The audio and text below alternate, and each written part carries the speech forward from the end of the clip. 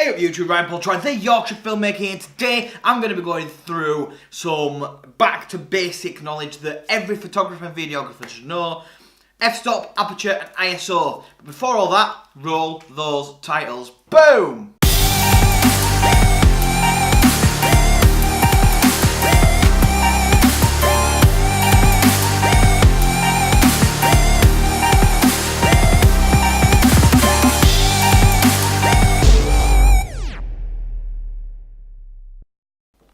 So today we're going to be looking at aperture, shutter speed and ISO. So first of all, aperture. Aperture is perhaps the most important camera setting that every photographer and videographer needs to know. Whether you're doing landscape photography, portrait photography, filming a music video, or you basically have to set your aperture properly in order to capture successful images. Some important terminology to know: aperture, f-stop and f-number. So, what is aperture? Basically, aperture is the hole that's in your camera's lens that lets light pass through it, and it's easy to learn. It always helps to have a really good concept of it. All lenses have aperture blades that form a small circular hole, which is in your lens, so you can open and close, changing the size of the aperture. Often you will hear other photographers saying large versus small, so they'll tell you to stop down or open up, which basically means widen. Stop down obviously means close. The aperture blades of to get a particular photo. So as you would expect, there are differences between taking photos with a large aperture versus taking photos with a smaller aperture. So aperture is one of the main two components of exposure, along with the shutter speed, which I'll get to in a little bit. That means it affects the amount of light that reaches your camera sensor. Aperture is a lot like the pupils of your eyes. So it changes on how much light you capture, whereas your pupil changes on how much light is letting into your eyes. So a large aperture captures more light, and a smaller aperture takes in less light. However, that isn't the only thing that aperture changes. The other most important effect is, as I mentioned earlier, depth of field. Now, the amount of your photo that appears to be sharp from front to back. For example, the two photos I have here have different depths of field, which were accomplished using different apertures. So, what is f-stop? So f-stop works with your depth of field. It's when you change the size of the aperture.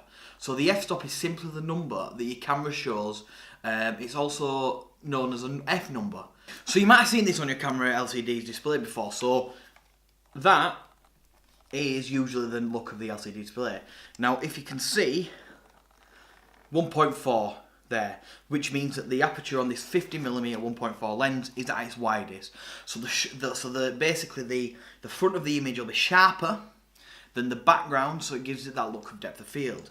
Now, if you go and take the same photo with an f22, then that means that you will get a much more in focus photo.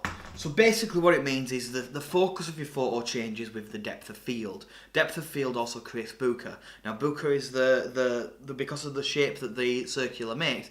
In the background, if light hits it in certain directions, you'll get like floating balls. Now, you might have seen it on your camera, like I say, on your LCDs before. Usually they go up in f/1.8, 3.5, 5.6, f8, f16, 32, so on and so forth. 22, so on and so forth. But usually some camera, it depends on what camera you're using, how the f-stops work. Now, they're pretty common f-stops that people seem to use between 1.2, which is a very sharp image up to the front. Personally, I don't like using 1.2s. I just think that they're too sharp. 1.4 I do use on the 50mm, but sometimes I do see myself putting it to 1.6. But this all works with your shutter speed as well. So all these things work hand in hand. If you know the basics of ISO, which we will talk about in a moment, how much f-stops you need for your aperture of your camera, then you'll also need to know what shutter speed is. Now, what is shutter speed? So shutter speed is the length of time that your camera's shutter is open, exposing light onto the camera sensor. So essentially it's how long a camera spends taking a photo. Now, you probably notice again, if I go back to the trusty old 5D Mark II, the trusty old 5D Mark II. So if I go down there, you'll see this number there, so that's 30 seconds. So that shutter, if I press that, if there's a card in the camera, because one of the cards is somewhere. Look after your cards, kids. So basically, if I shut that shutter will stay open for 30 seconds, capturing everything coming into that for 30 seconds. And then as you go up, you've got 0.8, and then you've got 1/6, 1/10, 1/20th, 1/30th, so on and so forth. This one goes up to 1/8,000th of a second, which basically goes from your shutter going dunk dunk to dunk dunk dunk dunk dunk dunk dunk dunk dunk. So if you get your camera, press the button, you'll hear it going. That's how many photos it's taking in that 100th of a second. Now this can work in different ways. It depends on what you want in the effect to be on the photo. So if you want in motion blur, so your shutter speed will be long, so it'll be 30 seconds. But if you're wanting to have the blurring of moving wheels and stuff like that, but a slow shutter speed, also used to photograph objects at night or dim environments if you're using a tripod. So landscape view photographers may intentionally use long shutter speeds to create the sense of motion on rivers and waterfalls while keeping everything else completely still. On the other hand, shutter speed can be used to do the complete opposite and freeze motion. So if you use it as a fast shutter speed, you can eliminate certain things from moving. So someone kicking a football, you can sort of freeze that football in the air. If you drummers' arms are completely moving, you can stop their arms so it looks like their hands are freezing in a certain place. Birds flying, droplets of water, literally absolutely anything. Though the one thing you must always remember is that rule is scrapped if you're filming. If you're filming, you must always remember, especially in a DSLR, to keep your shutter speed at 1/48th of a second if you're shooting at 24 frames per second. Though on DSLRs, not a lot of them do 1/48th of a second, so 1/50th of a second will do. This basically creates the 180 degrees rule.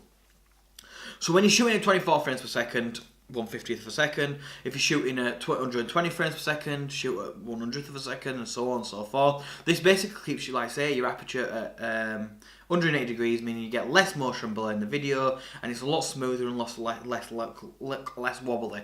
You'll ever see on if you're watching a film and the sort of all.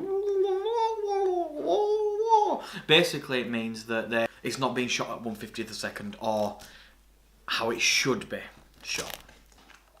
So moving on to the final one, what is ISO? So in basic terms, ISO is simply the camera setting that will brighten or darken a photo. As you increase your ISO number, your photos will grow progressively brighter. For that reason, ISO is a good tool to help you capture images in dark environments, or to be more flexible about your aperture and shutter speeds settings, but it may not cause graining or noise effects as a photo the same might not actually be usable. So brightening a photo via ISO always a trade-off. To get around this, you can use flash guns, LEDs, but in some cases that may not work with what you're looking for. Now there is ways that you could get if you want in a photo. Now you set up your camera in one place, keep it in that same exact place. Now you've got 3 locations in this one place. So say for example it's a church. You want to take a photo. You've got a gravestone on your left here. You've got the church here, and then you've got the steeple here. So what you do is you take one photo with the flash gun on the first part, which will be the grave.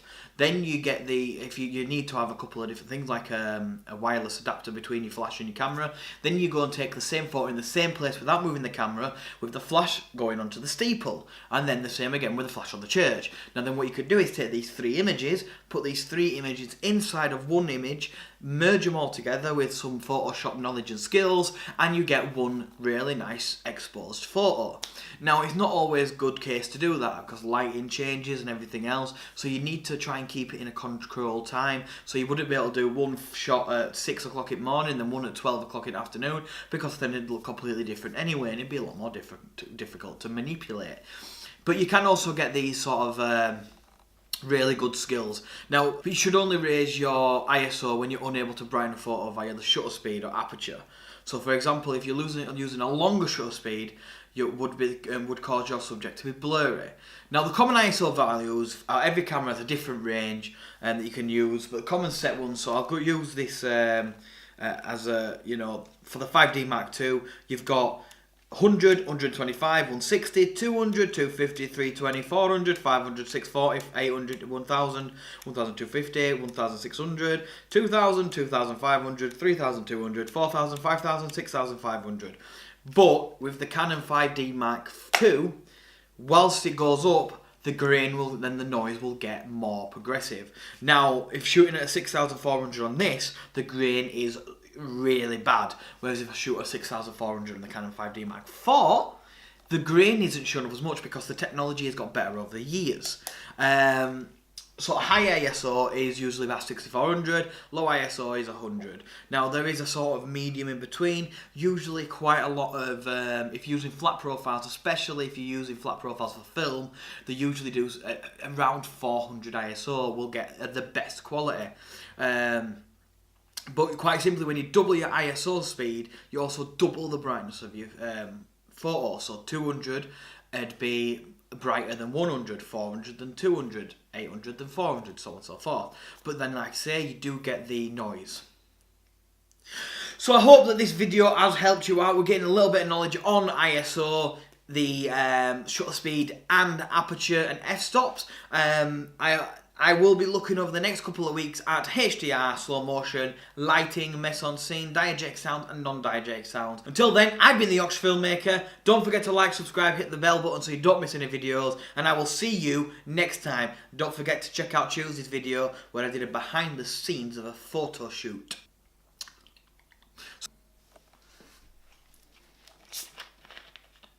Let's go. Not endorsed by Coca-Cola, but you know, never know.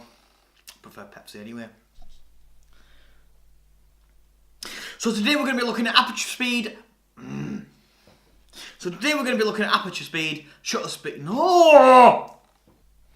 So today we're going to be looking at aperture.